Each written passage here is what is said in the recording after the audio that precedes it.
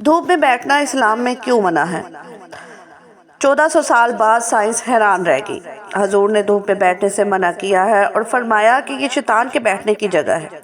جدید medical science نے آج ثابت کیا کہ جو لوگ سردیوں میں کبھی دھوپ میں بیٹھتے ہیں وہ لوگ بسم اللہ الرحمن الرحیم۔ دھوپ میں بیٹھنا کیسا ہے؟ حضور صلی اللہ علیہ وسلم نے دھوپ اور سائے میں بیٹھنے سے کیوں منع فرمایا ہے اور اس کے نقصانات کیا ہیں؟ آج کی اس ویڈیو میں ہم حضور صلی اللہ علیہ وسلم کی سنتوں اور جدید میڈیکل سائنس کی کیا ریسرچ ہے اس پر بات کریں گے۔ ناظرین، اسلام ایک مکمل نظام زندگی ہے۔ زندگی کے ہر شعبے میں اسلام ہماری رہنمائی کرتا ہے۔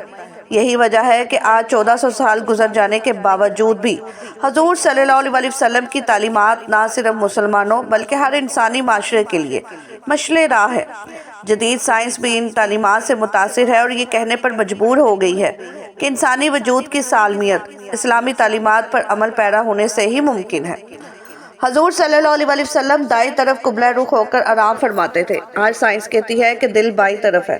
اگر انسان بائیں طرف لیٹے تو دل کی بیماریاں پیدا ہونے کا بھی خطرہ ہوتا ہے، کیونکہ بائیں کروٹ لیٹنے سے معدہ اور آنتوں کا بوجھ دل پر پڑتا ہے، جس کی وجہ سے دوران خون اور دل کی حرکت میں کمی پیدا ہو جاتی ہے۔ نیند کے بارے میں تجربوں سے یہ چیز واضح ہوئی کہ جن مریضوں کو مسلسل دائیں کروٹ سلایا گیا وہ مریض بہت جلد صحت یاب ہو گئے، اور جن مریضوں کو بائیں کروٹ سونے دیا گیا وہ مریض بے چین ہی رہے۔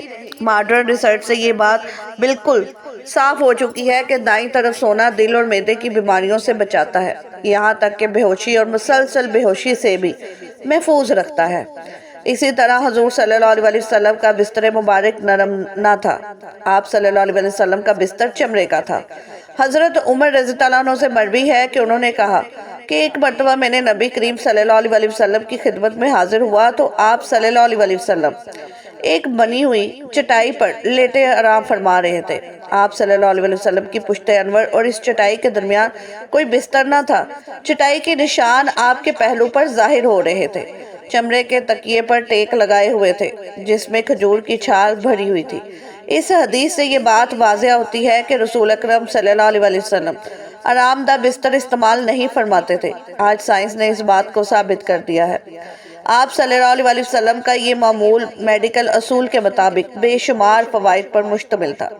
سائنسی ماہرین نے اپنی ریسرچ میں آرام دہ بستر کا نقصان کچھ اس طرح بیان کیا ہے کہ جب ایک چست اور چلتا پھرتا انسان جب آرام دہ بستر استعمال کرتا ہے تو اس کے جوڑ ڈھیلے پڑ جاتے ہیں۔ وہ زندگی کے عام معمولات میں سست ہو جاتا ہے۔ بہت زیادہ نرم اور آرام دہ بستر گردے پر بہت برا اثر چھوڑتا ہے، یہاں تک کہ گردے کی نالیوں میں ایک پیچیدہ ورم اور سوجن پیدا ہو جاتی ہے۔ آرام دہ بستر ریڑھ کی ہڈی کو بہت نقصان پہنچاتا ہے۔ بچوں کی ہڈیاں نرم ہوتی ہیں، اگر ان کو آرام دہ بستر استعمال کرایا جائے تو ان کی ہڈیاں ٹیڑھی ہو جاتی ہیں اور پوری زندگی معذوری اور ان کا مقدر بن جاتی ہے۔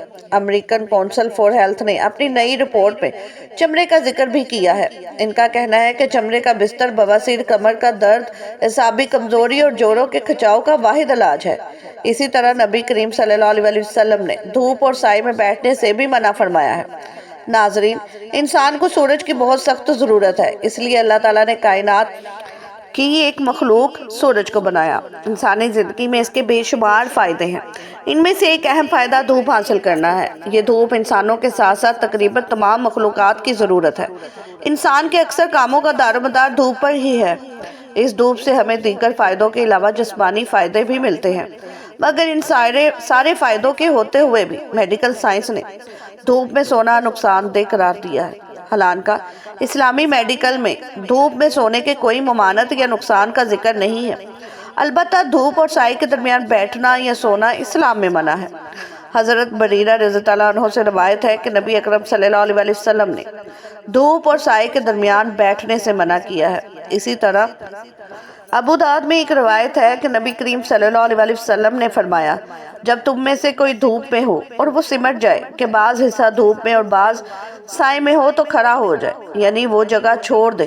دھوپ میں نکلنا، اس میں بیٹھنا اور خصوصاً سردی کے موسم میں دھوپ میں لیٹ جانا یہ ایک فطری عمل ہے، لیکن حدیث کی روشنی دھوپ اور سائے کے درمیان بیٹھنا یا لیٹنا منع ہے۔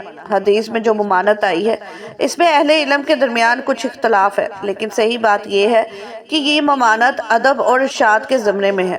اس لیے اسے کراہت یعنی ناپسندیدہ عمل مانا جائے گا، حرام نہیں، کیونکہ حرام عمل ماننے کے لیے کوئی صحیح دلیل ہونی چاہیے۔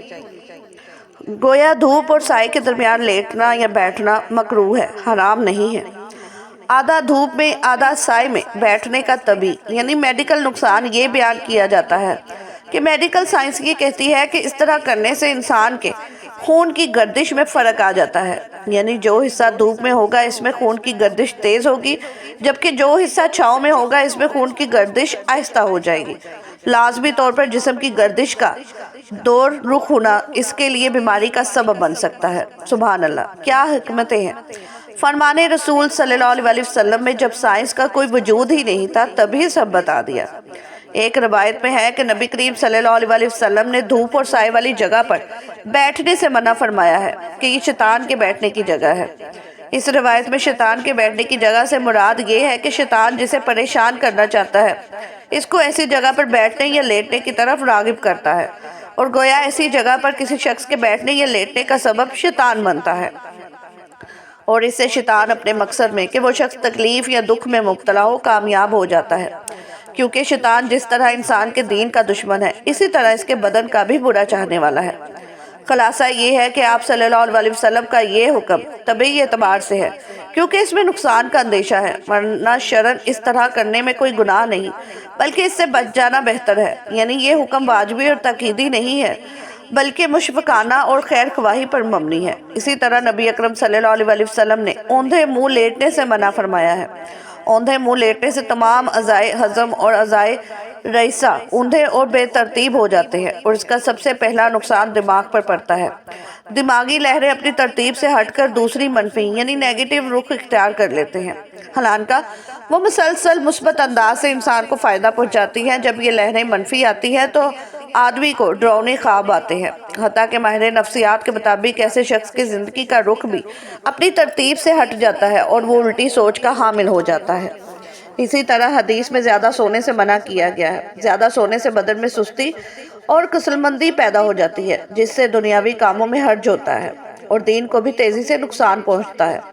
زیادہ سونے سے مرگی اور بے خوابی کے مرض میں مبتلا ہو جاتا ہے۔ زیادہ سونے سے آنکھوں کی بیماریاں خاص طور پر پپوٹوں کی ورم پیدا ہوتی ہیں۔ زیادہ سونے سے بدخواہی کا مرض پیدا ہوتا ہے، اور بدخواہی کے مریضوں کے لیے تو زیادہ سونا سب میں قاتل سے کم نہیں۔ اللہ تعالی ہمیں نبی کریم صلی اللہ علیہ وسلم کے مبارک طریقوں پر عمل کرنے کی توفیق عطا فرمائے اور ہمیں نیکوکاروں میں شامل کرے، آمین یا رب العالمین۔